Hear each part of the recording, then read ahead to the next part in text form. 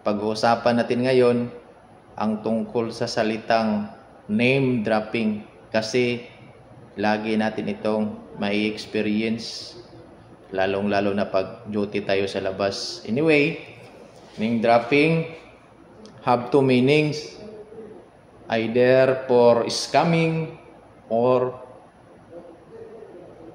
for protection, likely for example, and criminal offense.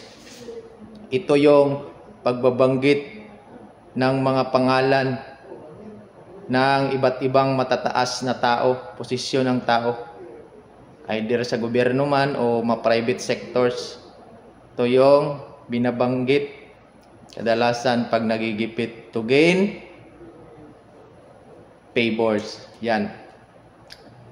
Name dropping in scamming, ito yung ibig sabihin na nag-name drop ka, nagbabanggit ka ng pangalan o sinasabi mo na affiliate ka sa isang company or kilala mo yung tao na yun para at least makagain ka ng favor.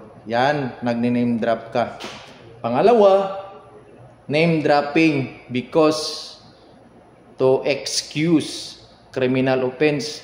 Basic na example, isang tao nahuli, may traffic violation, tinikitan, nag-name drop ng matataas na tao, matataas na official.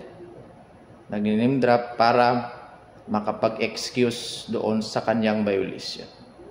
Yan ang ibig sabihin ng name dropping. But anyway, kahit ano pa man ang kahulugan ng name dropping, as long as tayo, as law enforcer, alam natin na wala tayong nababiolate doon sa mga rights, sa mga karapatan pang tao, hindi tayo matatakot.